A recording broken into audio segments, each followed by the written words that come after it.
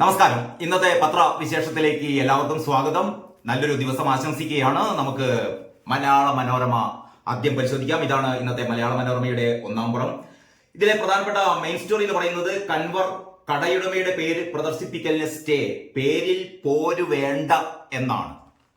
അതായത് കഴിഞ്ഞ 3-4 ദിവസമായി പത്രമാധ്യമങ്ങളൊക്കെ ചർച്ച ചെയ്യുന്ന ഒരു കാര്യമാണ്. യു പിയിലും ഉത്തരാഖണ്ഡിലും പിന്നീട് എവിടെയാണ് നമ്മുടെ മധ്യപ്രദേശിലുമൊക്കെ ഈ കാവടി യാത്ര അല്ലെങ്കിൽ കർവർ യാത്ര എന്നൊക്കെ പറയുന്ന ഈ ഭക്തന്മാരുടെ ഒരു ഒഴുക്കുള്ള ആ സ്ഥലങ്ങളുടെ ഇരുഭാഗത്തുമുള്ള കടകളിൽ ഉടമകളുടെ പേര് പ്രദർശിപ്പിക്കണം എന്ന് പറയുന്ന ആ നിർദ്ദേശത്തെ കടയുടമയുടെ പേര് പ്രദർശിപ്പിക്കലിന് സ്റ്റേ എന്നുള്ളതാണ് വാർത്ത. സസ്യാഹാരമോ മാംസാഹാരമോ എന്നത് പരസ്യമാക്കണം. അതേസമയം സംസ്ഥാന സർക്കാരുകൾക്ക് നോട്ടീസ് നൽകിയിരിക്കുകയാണ്. വാർത്ത ഇങ്ങനെ പറയുന്നു: ഹൈന്ദവ തീർത്ഥയാത്രയായ കൻവർ യാത്ര കടന്നു പോകുന്ന ഉത്തർപ്രദേശിലെയും ഉത്തരാഖണ്ഡിലെയും മധ്യപ്രദേശിലെയും സ്ഥലങ്ങളിലെ ഭക്ഷ്യവിൽപ്പനശാലകളിൽ ഉടമസ്ഥരുടെ പേര് പ്രദർശിപ്പിക്കണം എന്ന സംസ്ഥാന അധികൃതരുടെ നിർദ്ദേശം സുപ്രീം കോടതി സ്റ്റേ ചെയ്തിരിക്കുന്നു. അപ്പൊ എന്താ ഈ കൻവർ യാത്ര എന്നുള്ളത്? ഇപ്പോഴും ആൾക്കാർക്ക് ഒരു സംശയമുള്ള കാര്യമാണ്. എന്താണ് ഈ കൻവർ യാത്ര? പ്രത്യേകിച്ചും കേരളത്തിലൊന്നും അങ്ങനെ കേൾക്കാത്ത ഒരു യാത്രയാണ്. അതിനെപ്പറ്റി ഒരു ചെറിയൊരു കുറിപ്പ് കൂടി മനോരമ കൊടുത്തിട്ടുണ്ട്. ശ്രാവണ മാസത്തിൽ ശിവഭക്തർ, അവരെ കൻവാരിയകൾ എന്ന് പറയുന്നു. അപ്പോൾ ശ്രാവണ മാസത്തിൽ ശിവഭക്തർ നടത്തുന്ന കാവടി യാത്രയാണ് കൻവർ യാത്ര. ഹരിയാന, ഡൽഹി, യു പി തുടങ്ങിയ സംസ്ഥാനങ്ങളിൽ നിന്നുള്ള ഭക്തർ ഉത്തരാഖണ്ഡിലെ ഹരിദ്വാർ, ഗോമുഖ്, ഗംഗോത്രി എന്നിവിടങ്ങളിലെത്തി ഗംഗയിൽ സ്നാനം ചെയ്ത് തീർത്ഥം കാൽനടയായി സ്വന്തം ഗ്രാമത്തിലെ ക്ഷേത്രങ്ങളിലേക്ക് കൊണ്ടുപോകുന്നതാണ് ചടങ്ങ്. മാംസാഹാരം ഉൾപ്പെടെ ഉപേക്ഷിച്ച് കഠിന വ്രതാനുഷ്ഠാനത്തോടെയാണ് യാത്ര. അതാണ് ഈ പറയുന്ന കാവടി യാത്ര എന്നൊക്കെ പറയുന്ന, അല്ലെങ്കിൽ കൻവർ യാത്ര എന്നൊക്കെ പറയുന്ന ഇപ്പോൾ വിവാദ വിഷയമായിരിക്കുന്ന യാത്ര. എല്ലാം വിവാദ വിഷയമായത് യാത്ര പോകുന്ന ഇടങ്ങളിലെ കടകൾ ആ ഉടമകളുടെ പേര് പ്രദർശിപ്പിക്കണം, അങ്ങനെ പാടില്ല. അത് തൽക്കാലത്തെ സ്റ്റേ ചെയ്തിരിക്കുകയാണ് സുപ്രീം കോടതി. അതാണ് മലയാള മനോരമ മെയിൻ സ്റ്റോറി ആക്കിയത്. പിന്നീട് ഒളിമ്പിക്സിന് ശേഷം വിരമിക്കും ശ്രീജേഷ് പറയാണ്, ഒളിമ്പിക്സിന് ശേഷം താൻ വിരമിക്കാൻ പോകുകയാണ്. ടോക്കിയോ ഒളിമ്പിക്സിൽ ഹോക്കി ടീം നേടിയ മെഡലിന്റെ വെങ്കല നിറം മാറട്ടെ എന്നാണ് എന്റെ ആഗ്രഹം. ഈ ടോക്കിയോ ഒളിമ്പിക്സിൽ ഹോക്കി ടീം നേടിയ മെഡലിന്റെ വെങ്കല നിറം മാറട്ടെ എന്നാണ് എന്റെ ആഗ്രഹം. പാരീസിൽ വലിയ പ്രതീക്ഷയാണുള്ളത് എന്ന് PR ശ്രീജേഷ് പറയുന്നു. അപ്പോൾ പാരീസ് ഒളിമ്പിക്സോട് കൂടിയിട്ട് ശ്രീജേഷ് വിരമിക്കുകയാണ് ഹോക്കി മത്സരങ്ങളിൽ നിന്ന് എന്നാണ് ഇതിന്റെ ടോപ്പിൽ തന്നെ കൊടുത്തിരിക്കുന്ന മലയാള മനോരമയുടെ പ്രധാനപ്പെട്ട വാർത്ത. സാമ്പത്തിക വളർച്ച 6.5% മുതൽ 7% വരെ എന്നാണ്. ഇപ്പോൾ ബജറ്റ് അവതരിപ്പിക്കാൻ വേണ്ടി പോവുകയാണ്. അപ്പോൾ നിർമ്മല സീതാരാമൻ പറയുകയാണ്, നടപ്പ് സാമ്പത്തിക വർഷം ഇന്ത്യയുടെ സാമ്പത്തിക വളർച്ച 6.5 മുതൽ 7% വരെ ആയിരിക്കുമെന്ന് കേന്ദ്ര സർക്കാരിന്റെ സാമ്പത്തിക സർവേ റിപ്പോർട്ട്. യഥാർത്ഥത്തിൽ ഈ സാമ്പത്തിക സർവേ, അതായത് റിപ്പോർട്ട്, വാർഷിക GDPയുടെ വളർച്ച എന്ന് പറയുന്നത് 2021-22 9.7% 22-23 7% കുറഞ്ഞു. 23-24 8.2% വർദ്ധിച്ചു. 24-25 6.5 6.5 മുതൽ 7% വരെ ആയിരിക്കും വളർച്ച എന്നാണ് പറയുന്നത്. ഇനി ആശങ്കകളിൽ ആശ്വാസം എന്നുള്ളതാണ് അടുത്ത പ്രധാനപ്പെട്ട ഒരു വാർത്ത. അതായത് അമീബിക് മസ്തിഷ്ക ജ്വരം ബാധിച്ച കുട്ടിക്ക് രോഗമുക്തി. ഇന്ത്യയിൽ തന്നെ ആദ്യമാണ് ഈ സംഭവം. നിപ്പയിൽ പുതിയ രോഗികളില്ല. അപ്പൊ 2 ആശ്വാസങ്ങളാണ് ഈ ഇന്നത്തെ ഈ പത്രങ്ങൾ നമ്മളോട് പറയുന്നത്. ഒന്ന്, നിപ്പയിൽ പുതിയ രോഗികളില്ല എന്നതും, രക്ഷപ്പെടാൻ വളരെ പ്രയാസം എന്ന് വൈദ്യശാസ്ത്രം പോലും പറഞ്ഞിരുന്ന ഈ അമീബിക് മസ്തിഷ്ക ജ്വരം ബാധിച്ച ഒരു കുട്ടി, അഫ്നാൻ ജാസിം എന്നാണ് അവന്റെ പേര്, അവൻ ജീവിതത്തിലേക്ക് തിരിച്ചു വന്നിരിക്കുന്നു. അങ്ങനെ 2 ശുഭ വാർത്തകളാണ് മലയാള മനോരമ വളരെ നന്നായിട്ട് തന്നെ കൊടുത്തിരിക്കുന്നത്. വീണ്ടും നമുക്ക് അർജുന്റെ വാർത്തയിലേക്ക് പോകേണ്ടിയിരിക്കുന്നു. അർജുനായി തിരച്ചിൽ തുടരുന്നു. നദിയിൽ നിന്ന് സിഗ്നൽ, ഇന്ന് വീണ്ടും തിരച്ചിൽ. കരയിൽ അർജുന്റെ ഈ പറയുന്ന ലോറി കാണുന്നില്ല എന്നും കാണാൻ സാധ്യതയില്ല എന്നും ഇനി തിരച്ചിൽ പുഴയിലേക്കാണ്. 2 ദിവസം മുമ്പ് തന്നെ പറഞ്ഞിരുന്നു പുഴയിലേക്കാണ് തിരച്ചിൽ ആരംഭിക്കേണ്ടത്. അതിന്റെ ഇടയിലാണ് വീണ്ടും ഒരിക്കൽ കൂടി ഇന്നലെ കരയിൽ തിരച്ചിൽ നടത്തിയത്. പക്ഷേ കരയിലും ഈ റഡാറൊക്കെ സൂചിപ്പിക്കുന്ന സ്ഥലത്തൊക്കെ 2 ഇടങ്ങളിൽ തിരച്ചിലൊക്കെ നടത്തിയിട്ടും അവിടെ മണ്ണൊക്കെ നീക്കം ചെയ്തിട്ടും അർജുന്റെ ശരീരം കിട്ടിയിട്ടില്ല. അപ്പൊ ആ രീതിയിലാണ് ഇനി പുഴയിൽ അർജുന്റെ കുടുംബം പോലും ഇപ്പോൾ ജീവനോടെ അർജുനെ തിരിച്ചു കിട്ടുന്നുള്ള പ്രതീക്ഷ എല്ലാവർക്കും നഷ്ടമായി. കാരണം ഒരാഴ്ചയായി, ഇന്ന് ചൊവ്വാഴ്ചയാണ്, കഴിഞ്ഞ ചൊവ്വാഴ്ച രാവിലെയായിരുന്നു ഈ സംഭവം നടന്നിട്ട്. അങ്ങനെ 7 ദിവസം പിന്നിട്ടിട്ടും ഇപ്പോഴും തുടരുകയാണ്. പല ഭാഗത്തു നിന്ന് പല രീതിയിലുള്ള വിമർശനങ്ങളാണ് ഉയർന്നു കേട്ടോ. കാരണം ഈ സൈന്യത്തിനെതിരായി പോലും ഈ അർജുന്റെ അമ്മ കഴിഞ്ഞ ദിവസം ഒരു മീഡിയയിൽ സംസാരിച്ചിരുന്നു. ഇതൊക്കെ ഇവരെ കൊണ്ട് പറയിപ്പിക്കുന്ന രീതിയിലൊക്കെ ആയിരുന്നു സംസാരം. കാരണം സൈന്യത്തിന് ഇവിടെ സൈന്യം വെറും ഗോഷ്ടി കളിക്കുകയാണെന്നൊക്കെയാണ് പറഞ്ഞത്. അങ്ങനെയൊന്നും പറയാൻ പാടില്ല. കാരണം സൈന്യത്തെ വരുത്തിയത് 5-ാമത്തെ 6-ാമത്തെ ദിവസമാണ് സൈന്യത്തെ വരുത്തിയത്.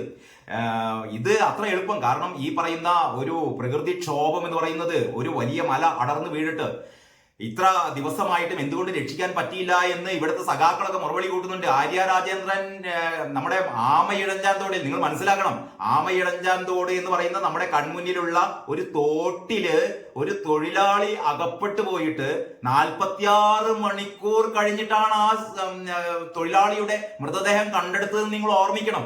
ഈ പറയുന്ന കർണാടകയില് ഈ ഈ ഈ വലിയ നമ്മുടെ ഒരു ഭാവന, ഇന്നലെയാണ് വ്യത്യസ്ത ചാനലുകളൊക്കെ ആ ഒരു പ്രദേശത്തിന്റെ ചിത്രം നമ്മുടെ മുന്നിലേക്ക് എത്തിച്ചത്. അത്രയും നീളമുള്ള, മീറ്ററുകളോളം നീളമുള്ള, അല്ലെങ്കിൽ ഏതാണ്ട് 50 മീറ്റർ ഉയരമുള്ള ഒരു കുന്നിന്റെ പാതയാണ് ഇടിഞ്ഞ് ഒരു വലിയ 6 വരി പാതയിലേക്ക് ഇടിഞ്ഞ് വീണിട്ട് ആ 6 വരി പാതയും കടന്നിട്ട് അങ്ങേപ്പുറയുള്ള സർവീസ് റോഡും കടന്ന് അതിന്റെ അങ്ങേപ്പുറയുള്ള ഭൂവിഭാഗവും കടന്നിട്ടാണ് ഈ ഗംഗാവാലി നദിയിലേക്ക് പതിക്കുന്നത്. ഇവിടെ അർജുന്റെ ലോറി ഇപ്പോഴും ഇന്ന് രാവിലെ കൂടി TV-യിൽ രഞ്ജിത്ത് ഇസ്രായേൽ പറയുന്നുണ്ട് അർജുന്റെ ലോറി ആ കരയിൽ തന്നെയാണ് ഉള്ളത് എന്ന്. എന്ത് അടിസ്ഥാനത്തിലാണ് പറയുന്നത് എനിക്ക് മനസ്സിലാകുന്നില്ല. കാരണം അവിടെ 2 ടാങ്കറുകൾ കൂടി ഉണ്ടായിരുന്നു. ഈ ടാങ്കറുകൾ രണ്ടും അടിച്ചു മാറ്റിയിട്ട് ഈ പുഴയിലേക്ക്, ഗംഗാവാലിയിൽ നിന്നാണ് ഈ 2 ടാങ്കറുകൾ കണ്ടെത്തിയത്. അർജുൻ ഉൾപ്പെടെ 10 പേരാണ് ഈ ദുരന്തത്തിന് ഇരയായത്. അതിൽ 7 മൃതദേഹങ്ങൾ കണ്ടുകിട്ടി. ഇനിയും 3 മൃതദേഹങ്ങളാണ് കണ്ടുകിട്ടാനുള്ളത്. അർജുനെ പോലെ തന്നെ മറ്റൊരു ട്രക്കിലെ ഡ്രൈവറുടെ ബോഡി ഇതുവരെ കണ്ടുകിട്ടിയിട്ടില്ല. ഈ ഹോട്ടലിലെ ഒരു തൊഴിലാളിയുടെ ബോഡി ഇതുവരെ കണ്ടുകിട്ടിയിട്ടില്ല. അങ്ങനെ, കാരണം അത്രയും വലിയൊരു പ്രകൃതിക്ഷോഭത്തിൽ. പക്ഷേ അപ്പോഴൊരു ചോദ്യം വരുന്നുണ്ട്. ഞാൻ ആലോചിക്കുകയായിരുന്നു, ഈ യഥാർത്ഥത്തിൽ കഴിഞ്ഞ ചൊവ്വാഴ്ച രാവിലെ ആ വഴി ഷിരൂരിലെ ആ പ്രത്യേക ആ 6 വരി പാതയിലൂടെ കടന്നു പോയിരുന്നത് കർണാടക മുഖ്യമന്ത്രി സിദ്ധരാമയ്യ ആയിരുന്നെങ്കിൽ, എന്റെ ഒരു വാദമാണ്, നിങ്ങൾ എല്ലാവരും ആലോചിക്കേണ്ട കാര്യമാണ്. ആ വഴിക്ക് അർജുന്റെ ഈ ലോറി, അല്ലെങ്കിൽ അർജുൻ പാർക്ക് ചെയ്തിരുന്ന ലോറിയാണ് ഇപ്പോൾ മണ്ണിനുള്ളിൽ കുടുങ്ങിക്കിടക്കുന്നത്, അല്ലെങ്കിൽ 7 ദിവസമായിട്ടും അർജുനെ കിട്ടാത്തത് എന്നൊക്കെയാണ് നമ്മൾ പറയുന്നത്. നമ്മൾ സപ്പോസ് നമ്മളൊന്ന് ആലോചിക്കുക, ആ മണ്ണിടിക്കുന്ന സമയത്ത് അതിലൂടെ പോയിരുന്നത് കർണാടക മുഖ്യമന്ത്രി സിദ്ധരാമയ്യയായിരുന്നു. സിദ്ധരാമയ്യയാണ് ഈ മൺകൂമ്പാരത്തിനുള്ളിൽ കുടുങ്ങിപ്പോയത്. അല്ലെങ്കിൽ പിണറായി വിജയനായിരുന്നു അതിലെ യാത്ര പോയപ്പോൾ പിണറായി വിജയന്റെ വാഹന വ്യൂഹത്തിന് മേലെയാണ് ഈ വണ്ടി ഈ മലയിടിഞ്ഞു വീണത്. അതുമല്ലെങ്കിൽ നരേന്ദ്രമോദി ഈ വഴിയിലൂടെ സഞ്ചരിക്കുമ്പോഴാണ് ഈ പറയുന്ന ഈ മലയിടിഞ്ഞു വീണത് എങ്കിൽ 7 ദിവസം കഴിഞ്ഞിട്ടും ഇങ്ങനെ ആയിരിക്കുമോ രക്ഷാപ്രവർത്തനം നടത്തുക?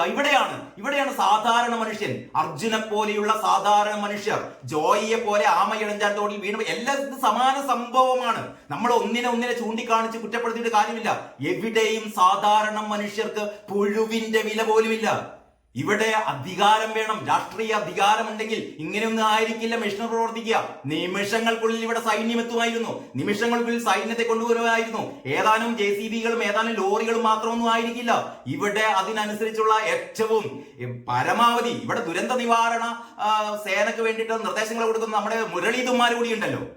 ഈ ഇടതുപക്ഷ സഹായാത്രിയാണ് മുരളീധുമാർ കൂടി മിണ്ടുന്നില്ല എന്താണ് സംഭവിച്ചതെന്നൊന്നും. ഇത്തരം ആളുകളാണ് സംസാരിക്കേണ്ടത്, അല്ലാതെ ഈ രഞ്ജിത്ത് ഇസ്രായേൽ അല്ല.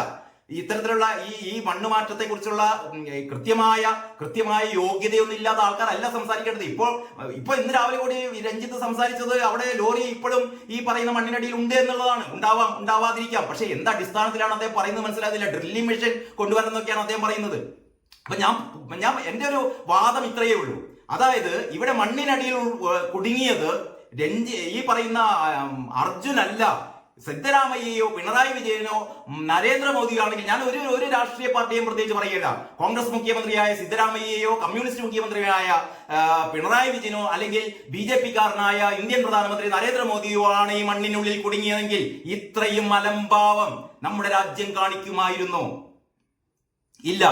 ഇതിൽ നിന്ന് ഒരിക്കലും ഇതിനെ കുറ്റപ്പെടുത്താൻ സഖാക്കൾക്കാവില്ല. ആമയിഴഞ്ചാൻ തോടിൽ ജോയി 46 മണിക്കൂർ നേരം 46 മണിക്കൂർ കഴിഞ്ഞിട്ടാണ് ജോയിയെ കണ്ടു കിട്ടുന്നത്.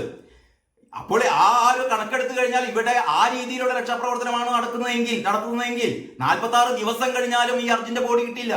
അപ്പോൾ ഞങ്ങൾ മഹത്തരാണ്, അല്ലെങ്കിൽ കേരളത്തിലുള്ളവർ മഹാന്മാരാണ്, അല്ലെങ്കിൽ കേരളത്തിലുള്ള സഖാക്കൾ ആര്യ രാജേന്ദ്രന്റെ നേതൃത്വത്തിൽ പിണറായി വിജയന്റെ നേതൃത്വത്തിൽ എന്തോ ഭയങ്കര സംഭവം നടക്കുന്നു, അവിടെ സിദ്ധരാമയ്യ ആയതുകൊണ്ടൊന്നും നടക്കുന്നില്ല. അതൊന്നും അല്ല കാര്യം. ഇവിടെ ഇരകളായത് അല്ലെങ്കിൽ മരണത്തിന്റെ വക്കിൽ നിൽക്കുന്നത് അല്ലെങ്കിൽ മരണത്തിലേക്ക് പോകുന്നത് സാധാരണ മനുഷ്യരാണെങ്കിൽ ഇവിടെ ഒരു കമ്മ്യൂണിസ്റ്റ് സർക്കാരെന്നോ അല്ലെങ്കിൽ കോൺഗ്രസ് സർക്കാരെന്നോ BJP സർക്കാരെന്നോ ഒരു വ്യത്യാസവുമില്ല. മനുഷ്യർക്ക്, സാധാരണക്കാരായ മനുഷ്യർക്ക് പുല്ലു വില പോലും കൽപ്പിക്കാത്ത അധികാരത്തിന്റെ മത്ത് പിടിച്ചവരാണ് ഇവിടെ ഭരണം നടത്തുന്നത്. സംസ്ഥാന തലത്തിലാണെങ്കിലും കേന്ദ്രത്തിലാണെങ്കിലും ഇതാണ് ഇവിടെ സംഭവിച്ചുകൊണ്ടിരിക്കുന്ന ഏറ്റവും പ്രധാനം അതാണ്. കാരണം ഇവിടെ സാധാരണ മനുഷ്യനെ ഇവരുടെ ഒരു പരിഗണനയുമില്ല. അപ്പോൾ ഇത് ഞാൻ പറഞ്ഞുകൊണ്ട് വരുന്നത്, ഇനി ഇപ്പോ പുഴയിലേക്ക് തിരച്ചിൽ നടത്താൻ പോകുന്നു എന്നൊക്കെയാണ് പറയുന്നത്. അതിലേക്ക് അധികം കടക്കുന്നില്ല. നമ്മൾ വീണ്ടും പ്രാർത്ഥിക്കാം, ജീവനോടെ കിട്ടണമേ എന്ന് പ്രാർത്ഥിക്കുന്നതിൽ നിന്ന് എത്രമാത്രം അർത്ഥമുണ്ടെന്ന് അറിയില്ല. കാരണം അർജുന്റെ അമ്മ പോലും പറയുന്നത് ഈ എന്താ പറയാ, മകന്റെ ജീവനോടെ കിട്ടുമെന്ന് പ്രതീക്ഷയില്ല എന്ന് വരെ ആ സ്ത്രീ പറയുന്നു. അപ്പോൾ അങ്ങനെയാണ് നമ്മൾ യാഥാർത്ഥ്യങ്ങൾ നമ്മൾ തിരിച്ചറിഞ്ഞല്ലേ തീരൂ. ആ ഒരു അപകടത്തിന്റെ ഒരു ഭീകരത മനസ്സിലാക്കണമെങ്കിൽ ആ ചായക്കടയിൽ, അതായത് ഈ പറയുന്ന അർജുൻ നിർത്തിയിട്ടിരുന്ന ലോറിക്ക് ശേഷം ഈ പറയുന്ന 6 വരി പാതയും കടന്ന് സർവീസ് റോഡും കടന്ന് അതിന് അങ്ങേപ്പുറത്തുള്ള ഈ ചായക്കട നടത്തുന്ന അവിടെ ഒരു മുത്തശ്ശി ഉണ്ടായിരുന്നു. ഈ മുത്തശ്ശിയുടെ 2 കാലുകൾ മാത്രമാണ് കണ്ടുകിട്ടിയത്. മനസ്സിലാക്കണം. ആ പുഴയുടെ എത്രയോ അകലെ നിന്ന്. അപ്പോൾ ആ രീതിയിലാണ് ഈ ടാങ്കർ ലോറികൾ, പാചകവാതകം എന്ന് വെച്ചാൽ 2 ടാങ്കർ ലോറികൾ കിട്ടിയത് ഈ പുഴയിൽ നിന്ന് കിലോമീറ്ററുകൾ അകലെ വെച്ചിട്ടാണ്. അപ്പോൾ അത്രയും ഭീകരമായ ഒരു അപകടമാണ് നടന്നത്. അല്ലെങ്കിൽ അത്രയും നമ്മൾക്ക് വിശ്വസിക്കാനാവാത്ത അല്ലെങ്കിൽ നമ്മൾ മനസ്സിൽ കാണാനാവാത്ത തരത്തിലുള്ള ഒരു അപകടമുഖമാണത്, ദുരന്തമുഖമാണത്. പക്ഷേ അവിടെ എന്ത് ദുരന്തമുഖമാണ്. എന്നെ ഏറ്റവും അധികം ആകർഷിച്ചത് ഇന്ന് കേരളകൗമുദി പത്രത്തിന്റെ 1-ാം പേജ് കണ്ടപ്പോൾ ഇതിന്റെ അപഹാസ്യത ഞാൻ ആലോചിക്കുകയായിരുന്നു. അതായത് കേരളകൗമുദിയുടെ മെയിൻ സ്റ്റോറി, ഞാൻ അതിലേക്ക് കടക്കുമ്പോൾ പറയാം. മെയിൻ സ്റ്റോറി വേറെ, നമ്മുടെ ശ്രീകുമാർ പള്ളിയിലത്തിന്റെ ഈ സ്റ്റാമ്പിങ്ങുമായി ബന്ധപ്പെട്ട മെയിൻ സ്റ്റോറിയാണ്. പക്ഷെ അതിന് തൊട്ട് താഴെ അർജുനും ലോറിയും കരയിൽ ഇല്ലെന്ന് സൈന്യം ഗംഗാവലി നദീതീരത്ത് സിഗ്നൽ കണ്ടെത്തി എന്ന് പറഞ്ഞാൽ 7-ാം ദിവസവും ഒന്നും സംഭവിക്കാത്ത ഒരു തിരച്ചിലിന്റെ വാർത്തയാണ് ഇവിടെ കൊടുത്തത്. കേരളകൗമുദി മേലെ കൊടുത്തിരിക്കുന്ന വാർത്ത വായിച്ചിട്ട് നമുക്ക് ചിരിക്കാം. അതായത് ശ്വസിച്ചു പറക്കും റോക്കറ്റ് വിജയം. ഇതാ ബഹിരാകാശത്തേക്ക് ISRO റോക്കറ്റ് വിട്ടിരിക്കുകയാണ്. ഏറ്റവും പുതിയ റോക്കറ്റ്, ശബ്ദത്തിന്റെ 10 ഇരട്ടി വേഗതയിൽ പോകുന്ന റോക്കറ്റ്. അതില് ഈ ഓക്സിജൻ പോകുന്ന വഴിക്കൊക്കെ ഓക്സിജൻ വലിച്ചെടുത്തിട്ട് ആ ഇന്ധനം അതിൽ നിന്ന് ഇന്ധനം വലിച്ചെടുത്തുകൊണ്ട് ഉയരത്തിലേക്ക് പോകുന്ന ഒരു റോക്കറ്റിനെ കുറിച്ച്, ഏറ്റവും ആധുനിക രീതിയിലുള്ള റോക്കറ്റ്, ബഹിരാകാശത്തേക്ക് കുതിക്കുന്ന റോക്കറ്റ്. ഇവിടെ കണ്ണിന്റെ മുന്നിൽ ഏതാണ്ട് ഈ നദിയുടെ ആഴം എന്ന് പറയുന്നത് ഏതാണ്ട് 8 മീറ്ററാണ് എന്ന് പറഞ്ഞാൽ ഏതാണ്ട് 25 അടിയോളം താഴ്ചയുള്ള ഒരു നദി, ഏതാണ്ട് ഒരു 1-2 കിലോമീറ്റർ ദൈർഘ്യത്തിലുള്ള ഒരു ഭാഗം, കരയിൽ ആ ഭാഗം, ഈ ഭാഗത്ത് നിന്ന് ഒരു 10 മനുഷ്യരെ രക്ഷിക്കാൻ കഴിയാത്ത, അല്ലെങ്കിൽ ഒരു ലോറി, ഇത്രയും വലിയൊരു ലോറി കണ്ടെടുക്കാനാവാത്ത നമ്മുടെ ശാസ്ത്രം എന്ത് കോപ്പിലെ ശാസ്ത്രമാണെന്നാണ് ചോദിക്കാനുള്ളത്. ഇവിടെയാണ് റോക്കറ്റും കൊണ്ടിട്ട് ISRO പോകുന്നത്. ഈ ISROയുടെ ഈ പറയുന്ന ശാസ്ത്രസിദ്ധി ഉണ്ടെങ്കിൽ ഇതിലുള്ള ഈ പറയുന്ന ലോറി നമുക്ക് കണ്ടെത്താനാവുന്നതേ ഉള്ളൂ. എന്ന് പറഞ്ഞാൽ ഇതിനാവശ്യമായ ഒരു നേതൃത്വം അല്ലെങ്കിൽ ഇതിനാവശ്യമായ ഒരു പ്ലാൻ ഒന്നുമില്ലാതെ നമ്മളൊരു ഭാഗത്ത് ചന്ദ്രനിലേക്ക്, ചൊവ്വയിലേക്ക് റോക്കറ്റുകൾ പോകുന്നു. നമ്മുടെ കൺമുന്നിൽ ഒരു ഇത്തിരി വട്ടം സ്ഥലത്തുണ്ടായ ഒരു പ്രകൃതി ദുരന്തത്തിൽപ്പെട്ട ഒരു മനുഷ്യനെ രക്ഷിക്കാൻ നമുക്ക് ആവുന്നില്ല. ഈ ഒരു വൈരുദ്ധ്യമാണ്. ഈ വൈരുദ്ധ്യം എന്ന് പറഞ്ഞാൽ അപഹാസ്യമാണിത്. പെട്ടെന്ന് കേരളകൗമുദിയുടെ പേജ് കണ്ടപ്പോൾ നമുക്ക് തോന്നിയതാണ് ശ്വസിച്ചു പറക്കാം റോക്കറ്റ് വിജയം, ISROക്ക് പുതുനേട്ടം, ശബ്ദത്തെക്കാൾ 6 ഇരട്ടി വേഗത എന്നൊക്കെയാണ് PH സനൽകുമാറിന്റെ വാർത്ത പറയുന്നത്. അന്തരീക്ഷ ഓക്സിജൻ ശ്വസിച്ച് പറക്കുന്ന ISROയുടെ ആദ്യ റോക്കറ്റ് പരീക്ഷണം വിജയം. ഉളുപ്പില്ലാതെ ഇതാ ഇവിടെ താഴെ അർജുനും ലോറിയും കരയിലില്ലെന്ന് സൈന്യം അതിൽ പറയുകയാണ്. ആധുനിക റഡാർ സംവിധാനത്തോടെയും ISROയുടെ ഉപഗ്രഹ ചിത്രങ്ങളുടെ സഹായത്താലും കരയിലും വെള്ളത്തിലും ഒരേ സമയം തിരഞ്ഞിട്ടും 7-ാം ദിവസവും കണ്ടെത്താനായില്ല. ഇതാണ് നമ്മുടെ ശാസ്ത്രത്തെ അല്ല ഞാൻ കുറ്റപ്പെടുത്തുന്നത്, പ്ലാനിങ്ങിനെയാണ്. എങ്ങനെയായിരിക്കണം ഇവിടെ രഞ്ജിത്ത് പറയുന്ന പോലെ ഡ്രില്ലിംഗ് മെഷീൻ കൊണ്ടൊന്നും കണ്ട് കുഴിച്ചു നോക്കിയല്ല വേണ്ടത്. ഇത് വളരെ കൃത്യമായി ഏത് രീതിയിലായിരിക്കണം ആ ആസൂത്രണമൊക്കെ വരും. നേരത്തെ പറഞ്ഞ പോലെ നരേന്ദ്രമോദിയാണ് ഇതിനുള്ളിൽ കിടക്കുന്നതെങ്കിൽ ഈ ആസൂത്രണങ്ങളൊക്കെ സ്വാഭാവികമായിട്ട് വരും. സിദ്ധരാമയ്യാണ് കിടക്കുന്നതെങ്കിൽ ആസൂത്രണം വരും. പിണറായി വിജയനാണ് കിടക്കുന്നതെങ്കിൽ ആസൂത്രണം വരും. പക്ഷേ ഈ അർജുനായതുകൊണ്ട് അല്ലെങ്കിൽ ഒരു പാവപ്പെട്ട മനുഷ്യനായതുകൊണ്ട് ഈ 7 ദിവസം കഴിഞ്ഞിട്ടും ഒരു പുരോഗതിയും ഉണ്ടാകുന്നില്ല എന്ന് മാത്രമാണ് ചൂണ്ടിക്കാട്ടിയത്. അപ്പോൾ മലയാള മനോരമയുടെ പേജിലേക്ക് നമുക്ക് തിരിച്ചു വരാം. ആശങ്കകളിൽ ആശ്വാസം എന്ന് പറയുന്ന വാർത്തയെ കുറിച്ച് ഞാൻ പറഞ്ഞു. പിന്നീട് ഒപ്പം നടന്ന് മിണ്ടാം, പിന്നിലിരുന്ന് വേണ്ട എന്ന് പറയുന്ന ഒരു പുതിയൊരു നിയമം വരുന്നു. അതായത് ബൈക്കിൽ പോകുന്ന ആൾക്കാർ പിന്നിലിരുന്ന് സംസാരിക്കാൻ പാടില്ല, പിന്നിലിരുന്ന് മുന്നിലിരിക്കുന്ന ആളോട് സംസാരിക്കാൻ പാടില്ല. അത് കണ്ടാൽ പിഴ ഈടാക്കണം എന്നുള്ളതാണ് പുതിയ നിയമം. അത് എങ്ങനെ ഈ 2 കൂട്ടരും ഹെൽമെറ്റ് ഇട്ട് കഴിഞ്ഞിട്ട് പിന്നിലുള്ള ആൾ സംസാരിച്ചോ ഇല്ലേ എന്ന് എങ്ങനെ തിരിച്ചറിയാൻ പറ്റുമെന്ന് എനിക്കറിയില്ല. പക്ഷേ ഇതിലെ ഉല്ലാസിന്റെ സ്പെഷ്യൽ സ്റ്റോറിയാണ്. ഇരുചക്രവാഹനം ഓടിക്കുന്നയാളുടെ ശ്രദ്ധ മാറ്റുന്ന രീതിയിൽ സംസാരിച്ചാൽ പിഴ എന്നാണ് പറയുന്നത്. ഇരുചക്രവാഹനം ഓടിക്കുന്നയാളുടെ ശ്രദ്ധ മാറ്റുന്ന രീതിയിൽ പിന്നിലെ സീറ്റിൽ ഇരിക്കുന്നയാൾ സംസാരിച്ചാൽ പിഴയുൾപ്പെടെ നടപടിക്ക് നിർദ്ദേശം. എന്നാൽ ഇത് എങ്ങനെ നടപ്പാക്കുമെന്നറിയാതെ തല പുകയ്ക്കുകയാണ് മോട്ടോർ വാഹന വകുപ്പ് എൻഫോഴ്സ്മെന്റ് ഉദ്യോഗസ്ഥർ എന്ന് പറയുന്നു. ഇരുവരും ഹെൽമറ്റ് ധരിച്ച ശേഷമുള്ള സംസാരം ഓടിക്കുന്നയാളുടെ ശ്രദ്ധ മാറ്റുമെന്നും അപകടങ്ങൾക്ക് കാരണമാകുമെന്നുള്ള റിപ്പോർട്ടിനെ തുടർന്നാണ് ഈ നിർദ്ദേശം. ഇത്തരം വർത്തമാനം ശ്രദ്ധയിൽപ്പെട്ടാൽ നടപടി എടുക്കണമെന്ന് എല്ലാ ആർടിഒമാർക്കും ജോയിന്റ് ആർടിഒമാർക്കും അയച്ച സർക്കുലറിൽ joint transport commissioner K Manoj Kumar നിർദ്ദേശിച്ചു. എങ്ങനെയെന്ന് നമുക്കറിയില്ല. അപ്പോൾ ഇത്രയുമാണ് മലയാള മനോരമയുടെ ഒന്നാം പേജ് വാർത്ത. ഇതിൽ പരാമർശിക്കേണ്ട ഒരു വാർത്ത കൂടിയുണ്ട്. അതായത് സർക്കാരിന് CPM-ന്റെ തിരുത്ത്. നമുക്കറിയാലോ, കഴിഞ്ഞ 3 ദിവസമായിട്ട് സംസ്ഥാന കമ്മിറ്റിയും സംസ്ഥാന സെക്രട്ടേറിയറ്റും ഒക്കെ നടന്ന് കഴിഞ്ഞിട്ട് ഇന്നലെ അത് നടന്നു കഴിഞ്ഞ ശേഷം ഗോവിന്ദ മാഷ് കാര്യങ്ങളൊക്കെ പത്രലേഖകരോട് പറഞ്ഞിരുന്നു. എന്തൊക്കെയാണ് നമ്മൾ തിരുത്താൻ വേണ്ടി പോകുന്നത്. കഴിഞ്ഞ കുറേ ദിവസങ്ങളായി തിരുത്തൽ പറഞ്ഞു നടക്കുകയാണല്ലോ. അതിന്റെ ഒരു ബാക്കി പത്രമാണ് ഇത്. വടിയെടുത്ത് പാർട്ടി CPM വടിയെടുക്കുകയാണ്. എന്ത് വടി? ചെറിയ ചൂരൽ വടി കൊണ്ടൊന്നും അടിച്ചാൽ നന്നാകുന്നതല്ല. നമ്മുടെ പിണറായി വിജയൻ മുതൽ ബാലഗോപാൽ മുതൽ ഇങ്ങോട്ടേക്ക് താഴെ തട്ടിലുള്ള ആര്യ രാജേന്ദ്രൻ വരെയുള്ള നമ്മുടെ ഈ സംവിധാനം എന്ന് പറയുന്നത്. അപ്പോൾ പറയുന്നത് സർക്കാരിന് CPM-ന്റെ തിരുത്ത്. കെട്ടിട പെർമിറ്റ് ഫീസ് കുറയ്ക്കുന്നു, നെല്ല് സംഭരണത്തിലെ അപാകതയും തിരുത്തും. ഇതൊക്കെ എപ്പോഴാണ് ബോധം വരുന്നത്? ഈ പറയുന്ന കെട്ടിട നിർമ്മാണ ഫീസ് നമുക്കറിയാം. അതായത് 50 രൂപയിൽ നിന്ന് 1000 രൂപയായിട്ടാണ് ഇതിന്റെ അപേക്ഷാ ഫീസ് വർദ്ധിപ്പിച്ചത്. കെട്ടിട നിർമ്മാണത്തിനുള്ള അപേക്ഷാ ഫീസ് വർദ്ധിച്ചത് 50 രൂപയിൽ നിന്ന് 1000 രൂപയായി കൂട്ടി. പെർമിറ്റ് ഫീസ് പഞ്ചായത്തുകളിൽ ചെറിയ വീടുകൾക്ക് 525 രൂപയിൽ നിന്ന് 7500 രൂപയായി കൂട്ടി. 1750 രൂപയിൽ നിന്ന് വലിയ വീടുകൾക്ക് 25000 രൂപയായി കൂട്ടി. നിങ്ങൾ നോക്കണം, 1750 നിന്ന് 25000 രൂപയായി വർദ്ധിപ്പിച്ചു. ഇങ്ങനെ ജനങ്ങളെ പൊറുതി മുട്ടിച്ചൊരു ഭരണം ഇപ്പോഴാണ് എന്നിട്ട് തിരിച്ചറിവ് വരുന്നത്. ഇതൊക്കെ കൊണ്ടാണ് വോട്ട് കുറഞ്ഞത്, ഇതൊക്കെ കൊണ്ടാണ് ജനങ്ങൾ പാർട്ടിയിൽ നിന്ന് അകന്നത്, സർക്കാരിൽ നിന്ന് അകന്നത് എന്ന് ഇപ്പോഴാണ് ബോധം വരുന്നത്. എന്നിട്ട് പറയാണ് വടിയെടുത്ത് പാർട്ടി ഇനി വടിയെടുക്കാൻ പോവുകയാണ്, ഇത് നന്നാവണം എന്ന് പറഞ്ഞിട്ട്. അതായത് കെട്ടിട നിർമ്മാണ പെർമിറ്റ് ഫീസ് കുത്തനെ ഉയർത്തിയ 2023 ഏപ്രിലിലെ തീരുമാനം പുനഃപരിശോധിക്കാൻ സർക്കാരിന് CPM നിർദ്ദേശം നൽകി. പുനഃപരിശോധിക്കാൻ, അതായത് 2023 ഏപ്രിലിൽ, ഒരു വർഷവും ഏതാനും മാസങ്ങളും കഴിഞ്ഞു. ഇപ്പോഴാണ് ഇതൊന്ന് പുനഃപരിശോധിക്കണമെന്ന് സർക്കാർ നേരത്തെ പറഞ്ഞത്. പുനഃപരിശോധിക്കില്ല, ഇതിനെതിരെ ഒരുപാട് പരാതികളൊക്കെ ഉണ്ടായിരുന്നു. അപ്പോഴൊക്കെ സർക്കാർ പറഞ്ഞത് പുനഃപരിശോധിക്കുന്ന പ്രശ്നമേ ഇല്ല എന്നുള്ളതായിരുന്നു. ഇപ്പോഴിതാ പാർട്ടി പറയുന്നു പുനഃപരിശോധിക്കണം. ലോക്സഭാ തെരഞ്ഞെടുപ്പ് തോൽവിയെ തുടർന്നുള്ള തിരുത്തൽ നടപടികളുടെ ഭാഗമായാണ് ഈ പാർട്ടി തീരുമാനം. പെർമിറ്റ് ഫീസിലെ വൻ വർധന വ്യാപകമായ പ്രതിഷേധത്തിന് കാരണമായെങ്കിലും പുനഃപരിശോധിക്കില്ലെന്ന നിലപാടാണ് സർക്കാർ ഇതുവരെ സ്വീകരിച്ചിരുന്നത്. പിന്നീട് ഇതിൽ പറയുന്നത് എന്താണ്? നെല്ല് സംഭരണവുമായി ബന്ധപ്പെട്ട് കർഷകന് യഥാസമയം പണം നൽകാനുള്ള നടപടികൾ സ്വീകരിക്കാനും CPM ആവശ്യപ്പെട്ടു. ഇതും വർഷങ്ങളായി. പണ്ട് ജയസൂര്യയുടെ ഒരു വിഷയമൊക്കെ നിങ്ങൾക്ക് ഓർമ്മയുണ്ടായിരിക്കണം. നെൽകർഷകർക്ക് ഇപ്പോഴും പണം കൊടുക്കുന്നില്ല. നെല്ല് വാങ്ങിയിട്ട് ഒരു വർഷം കഴിഞ്ഞിട്ടും അവർക്ക് അതിനുള്ള കാശ് കൊടുക്കുന്നില്ല. ഇതൊക്കെയാണ് സർക്കാരിന്റെ നിരുത്തരവാദപരമായ പ്രവർത്തനങ്ങൾ എന്ന് പറയുന്നത്. ഒരു പ്രയോറിറ്റിയും ഇല്ലാതെ അതിലടക്കാണ് കേരളീയം നടത്താൻ വേണ്ടി പോകുന്നത്. ഇതിലടക്കം കേരളീയം നടത്തണം, ഇതിലടക്കം ഇത്തരത്തിലുള്ള ധൂർത്തുകൾ നടത്തണം. അപ്പോൾ ഇത് പറയുന്നു 400 കോടി രൂപയാണ് കർഷകർക്ക് ഇപ്പോൾ നൽകാനുള്ള കുടിശ്ശിക. 400 കോടി രൂപ കർഷകർക്ക് ഇപ്പോൾ നൽകാൻ ബാക്കി കിടക്കുന്നു. കർഷകരുടെ പക്കൽ നിന്ന് വാങ്ങുന്ന ഉൽപ്പന്നങ്ങൾക്ക് ആ സമയത്ത് തന്നെ പണം കൊടുത്തേ തീരൂ എന്നാണ് പാർട്ടി നിർദ്ദേശം. എങ്ങനെയെന്ന് ഗോവിന്ദ മാഷിക്ക് ഇങ്ങനെയൊക്കെ പറയാം. ബാലഗോപാലിന് കടം വാങ്ങി. ഇന്ന് മാധ്യമത്തിലാണ് ആ ഒരു വാർത്തയുള്ളത്. മാധ്യമത്തില് ആ ഒരു വാർത്ത കണ്ടു, മറ്റു പത്രത്തിലൊന്നും കണ്ടില്ല.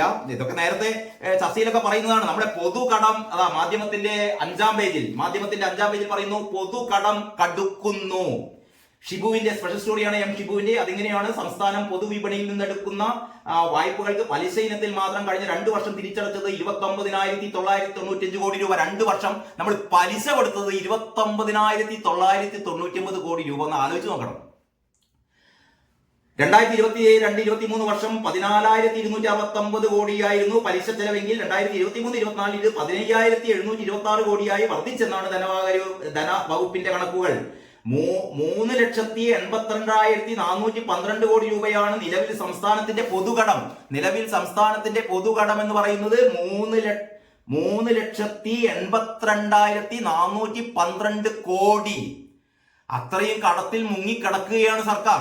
ഇനി ഇതൊക്കെ ചെയ്യണമെങ്കിൽ നികുതി വരുമാനം കൂട്ടുക എന്ന് പറയുന്നത് വരുമാനം കൂട്ടാൻ വേണ്ടിയിട്ട് നികുതി കൂട്ടുകയല്ല, ഫലപ്രദമായി നികുതി പിരിച്ചെടുക്കുകയാണ്, നികുതി വെട്ടിപ്പുകാരെ പിടിക്കുകയാണ്. ഇതൊന്നും ചെയ്യുന്നില്ല. അതിന് പകരം ഈ പറഞ്ഞ പാവപ്പെട്ട ജനങ്ങളുടെ മുണ്ട് മുറുക്കി കൊടുത്ത് ഇനി മുറുക്കാനില്ല. എന്നിട്ട് വീണ്ടും അവരിൽ നിന്നാണ് കഴിഞ്ഞ ദിവസത്തെ വാർത്ത നമ്മൾ ചർച്ച ചെയ്തല്ലോ, അതായത് ഈ സേവനത്തിന് ചാർജ് വർദ്ധിപ്പിക്കാനുള്ള ഒരു നീക്കം. ഇങ്ങനെയൊക്കെയാണ് നമ്മുടെ ഭരണത്തിന്റെ ഒരു പോക്ക്. ഇനി നമ്മുടെ മലയാള മനോരമയുടെ ഉള്ളിലെ പേജിലേക്ക് പോവുകയാണെങ്കിൽ അതിന്റെ CPM സംസ്ഥാന നേതൃയോഗം തീരുമാനിച്ചു സാധാരണക്കാരന് മുൻഗണന. ഇതാ മലയാള മനോരമയുടെ ഉള്ളിലെ പേജിലാണ് സാധാരണക്കാരന് മുൻഗണന. അപ്പൊ ഇത്രയും കാലം പാർട്ടിയും സർക്കാരും മുൻഗണന നൽകിയത് സാധാരണക്കാരനല്ല എന്നാണ് ഇതിൽ നിന്ന് തെളിയുന്നത്. ഇപ്പൊ തീരുമാനിച്ചിരിക്കുന്നു ഇനി സാധാരണക്കാരന് മുൻഗണന നൽകാം. സാധാരണക്കാരുടെയും ഇടത്തരക്കാരുടെയും പ്രശ്നങ്ങൾ പരിഹരിക്കാനുള്ള മുൻഗണനാ ക്രമം 3 ദിവസങ്ങളായി ചേർന്ന CPM സംസ്ഥാന നേതൃത്വ യോഗം സർക്കാരിന് മുന്നിൽ വെച്ചിരിക്കുന്നു. നാണമില്ലേ സർക്കാർ അല്ലെങ്കിൽ CPM പാർട്ടിയോടാ ചോദിക്കാറുള്ളത്? തുടർഭരണം കഴിഞ്ഞിട്ട് പകുതിയും പിന്നിട്ടു, 8 വർഷം പിന്നിട്ട് കഴിഞ്ഞപ്പോഴാണ് സാധാരണക്കാരന് മുൻഗണന നൽകിയിട്ടില്ലല്ലോ എന്ന ബോധ്യം വന്നത്.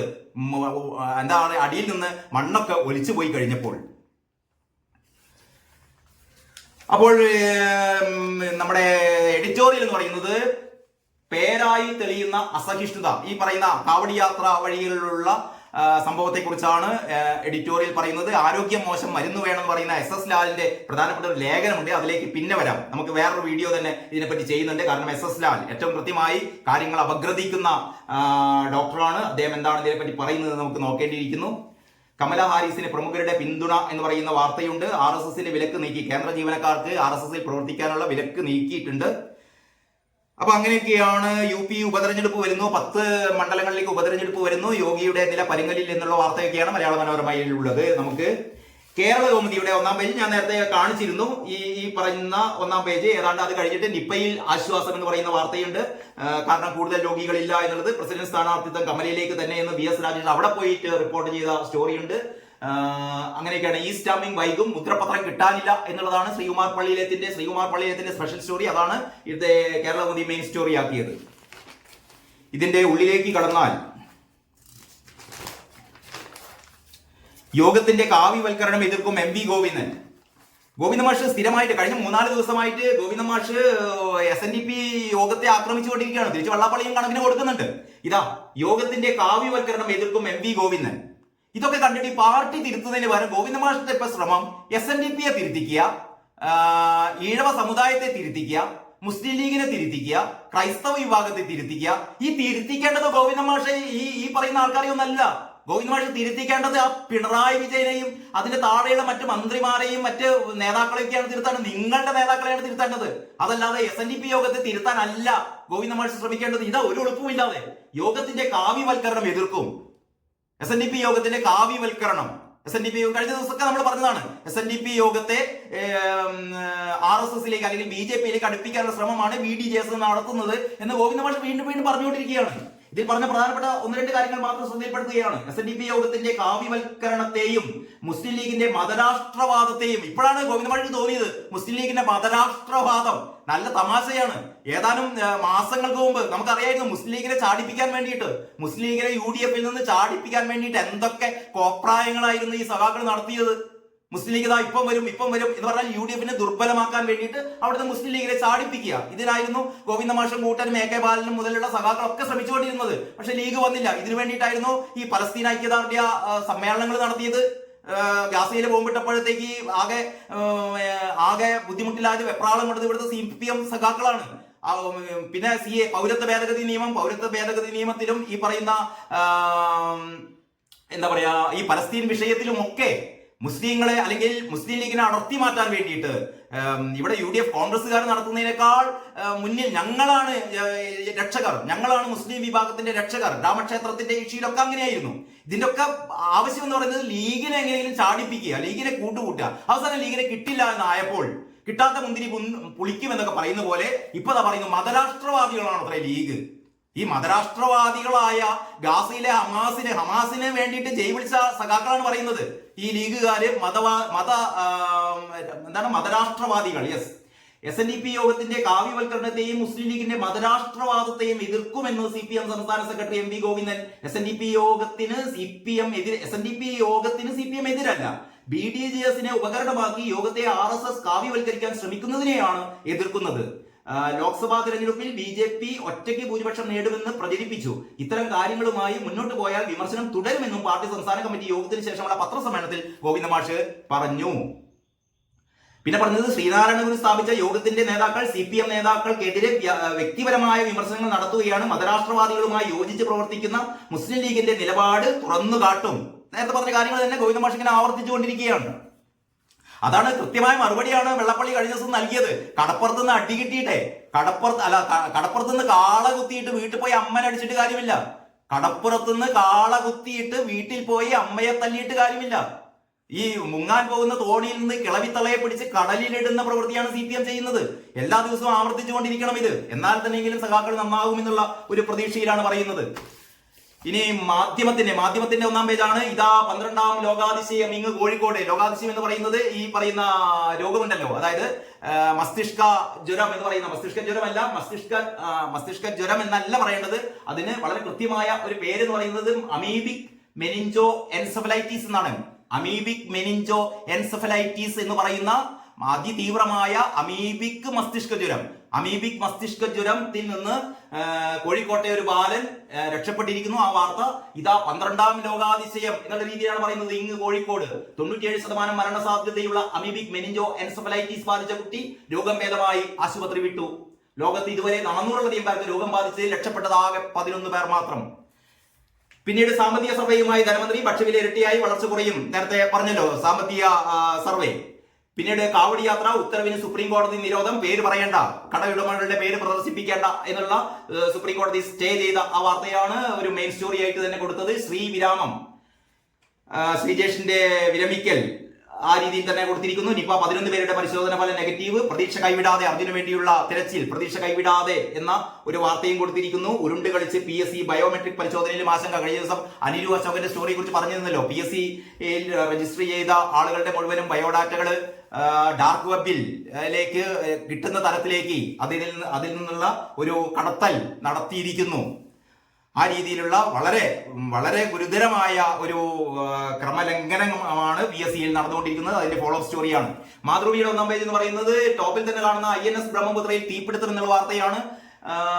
മുംബൈ ഡോക്ക് യാർഡിൽ നാവികസേനയുടെ യുദ്ധക്കപ്പലായ INS ബ്രഹ്മപുത്രയിൽ തീപിടുത്തത്തെ തുടർന്ന് ഒരു നാവികനെ കാണാതായി എന്ന് പറയുന്ന വാർത്ത എത്രത്തോളം തന്നെ വലിയ പ്രാധാന്യമുണ്ടെന്ന് എനിക്കറിയില്ല. ഇങ്ങനെ ടോപ്പിലൊക്കെ കൊടുക്കാൻ മാത്രം. അത് കഴിഞ്ഞിട്ട് കണ്ണ് കൃഷിയിൽ 7% വളർച്ചാ പ്രതീക്ഷയുമായി സാമ്പത്തിക സർവേയെ കുറിച്ചുള്ള സമഗ്ര റിപ്പോർട്ടാണ്. സമഗ്ര കാർഷിക പരിഷ്കരണത്തിന് നിർദ്ദേശം. അതാണ് കണ്ണ് കൃഷിയിൽ. ഇനി കാർഷിക പരിഷ്കരണത്തിലാണ് കേന്ദ്ര സർക്കാർ ശ്രദ്ധിക്കാൻ പോകുന്നത്. ബൈ പറഞ്ഞ് ശ്രീജേഷ് എന്നുള്ളതാണ് ശ്രീജേഷിന്റെ വിരമിക്കൽ വാർത്ത. നിപ ആശങ്കയൊഴിയുന്നു എന്നുള്ള വാർത്ത.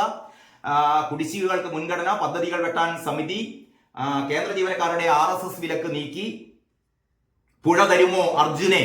കാവ്യാത്മകമായി ചോദിക്കുകയാണ്. പുഴ തരുമോ അർജുനെ? കരയിൽ അർജുനെ കാണുന്നില്ല, ഇനി പുഴയിലായിരിക്കാം എന്നുള്ള രീതിയിലാണ് മാതൃഭൂമിയുടെ ഒന്നാം പേജ് വാർത്ത പറയുന്നത്.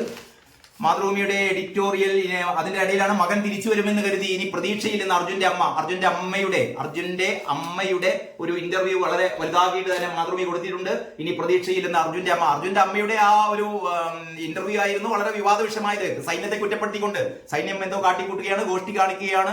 ഈ പറയുന്ന 4 വർഷത്തെ പരിശീലനം നേടിയ സൈന്യം അഗ്നിവീർണിക്കാണ് ഈ അമ്മ കുറ്റപ്പെടുത്തുന്നത്. ആരോ അടുത്തിരിക്കുന്ന ഒരു ബോബ് ചെയ്ത് മുടിക്കാരി ഈ അമ്മയുടെ ചെവിയിൽ എന്തൊക്കെയോ പറയുന്നുണ്ട്. അമ്മേ ഈ സൈന്യത്തിനെതിരെ 4 വർത്താനം കൂടി പറഞ്ഞാട്ടെ എന്ന് പറഞ്ഞാൽ എല്ലാത്തിന്റെ ഇടയിലും രാഷ്ട്രീയം കുത്തിക്കേറ്റുകയാണ്. അവിടെ സിദ്ധരാമയ്യയെ കുറ്റപ്പെടുത്തണം, കോൺഗ്രസ് സർക്കാരിനെ കുറ്റപ്പെടുത്തണം, ഇനി നരേന്ദ്രമോദിയെ സൈന്യത്തിന്റെ പേര് പറഞ്ഞിട്ട് നരേന്ദ്രമോദിയെ കുറ്റപ്പെടുത്തണം. സുരേഷ് ഗോപി ഇതുവരെ കുറ്റപ്പെടുത്തിയിട്ടില്ല. ഒരുപക്ഷെ നാളെ നിങ്ങൾക്ക് കേൾക്കാം ഇതിനൊക്കെ കാരണം സുരേഷ് ഗോപിയാണ് ഇതിനൊക്കെ കാരണം എന്നുകൂടി പറഞ്ഞു കഴിഞ്ഞാൽ തീർന്നു.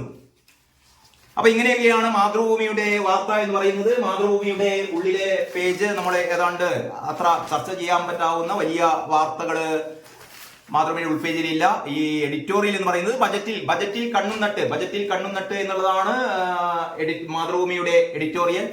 നമുക്ക് ദേശാഭിമാനിയിലേക്ക് പോയാൽ ദേശാഭിമാനിയുടെ ഒന്നാമത്തെ പേജ് ഇങ്ങനെയാണ്. സൈന്യം പിന്മാറുന്നു. ദേശാഭിമാനി വേറൊരു ഞെട്ടിപ്പിക്കുന്ന വാർത്ത കൊടുത്തിരിക്കുന്നത്. ഞെട്ടിപ്പിക്കുന്നല്ല, ഒരു കള്ള വാർത്ത.